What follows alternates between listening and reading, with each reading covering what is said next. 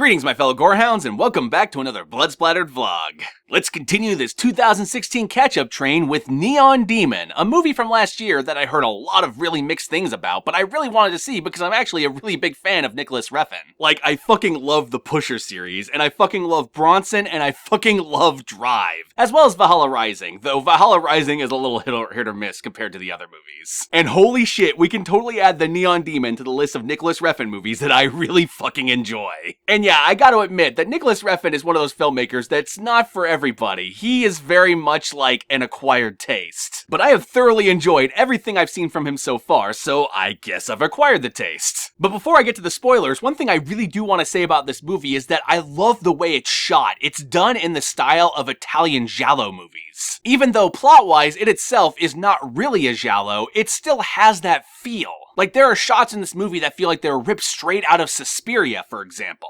Suspiria, Tenebrae, The Bird with the Crystal Plumage, like, a lot of those movies are evoked in every shot of this movie. And it's fucking gorgeous. That being said, it is a really slow burn, and some people might feel like the movie is wasting their time with a lot of its pretty shots. But personally, I never had a problem with that, though I still feel like I should warn you nonetheless. Anyway, my fellow gorehounds, I've officially run out of things to say before the spoilers, so let us move on to the spoilers.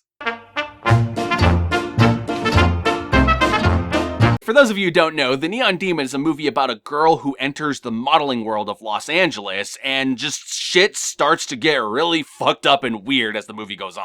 In fact, it reminded me a whole lot of a combination of movies like Black Swan and Starry Eyes. And by that, I mean you got, like, the initial character who enters this world and ends up dominating it, much like in Black Swan, but by dominating it, she ends up earning the ire of the rest of the world, which leads to a whole lot of fucked up, potentially supernatural shit, kinda like Starry Eyes. Though even then, that's not really a fully accurate description of Starry Eyes, but when I get to the spoilers, you'll get what I mean. So yeah, this blatantly underage girl, this girl who is clearly 16 years old and not anywhere close to 18 yet, ends up entering this modeling world in which she ends up immediately getting an agent because she's so beautiful. And the agent tells her to keep saying she's 19 and lying to everyone else because everyone will believe 19, whereas 18's a little on the nose. And she ends up booking all these great photography deals, she ends up beating out like established models. And as the movie goes on, she starts to slowly get more and more narcissistic, more and more just full-on bitchy model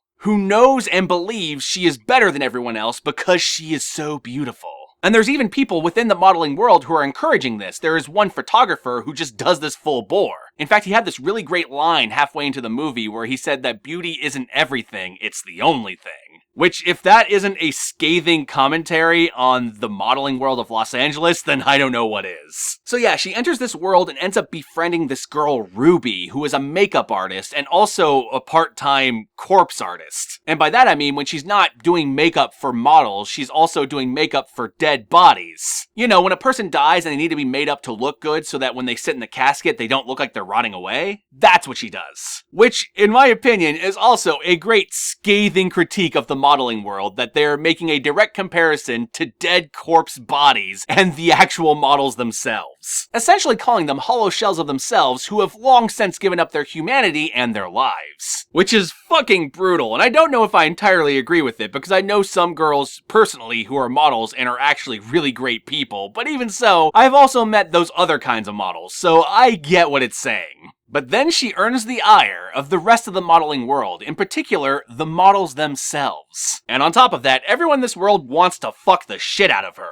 including her new friend Ruby. But it turns out she's a virgin, and she ends up denying Ruby's advances, and this ends up pissing off Ruby, who ends up going to the morgue, fucking a corpse. Yeah, I just said that. She ends up going to the morgue and fucking a corpse. This movie has lesbian corpse fucking, which is the greatest sentence I have ever uttered in these vlogs. She then goes back to meet the main character, and then she and two other models kill her, eat her, bathe in her blood, and then perform some sort of satanic ritual on her, which grants them all her beauty and her grace. And now I bet you're all starting to see where the Starry Eyes comparison comes here. Because much like Starry Eyes, the movie ends with a satanic ritual that ends up granting people this grace and allows them to become stars. And yeah, I will admit, it takes a long time to get to this point in the movie, because for most of the movie I was sitting there going, how is this a horror movie? But once you get there, oh my god, it is so worth the wait. Man, I fucking love this movie. Like, there's a scene where two of the models that ended up inheriting her grace after eating her and performing the ritual end up going to this modeling gig where they end up getting the gig, but one of them can't handle it and ends up cutting open her own stomach and throwing up an eyeball. Naturally, it's the main character's eyeball. And she ends up dying right then and there because she can't handle eating her. She's gotta get her out of her. And then her modeling friend just kind of stares and looks on while she dies and just kind of goes,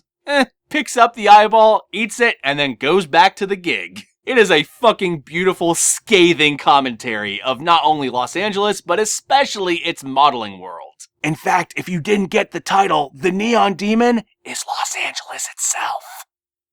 Just, yeah, this is an absolutely gorgeous movie with some fucked up social commentary, and it does take a while to get to its point, but when it does, it's fucking glorious. So check out the Neon Demon, and I guess with all that, like, comment, subscribe, and as per usual, my fellow gorehounds, I'll catch y'all later.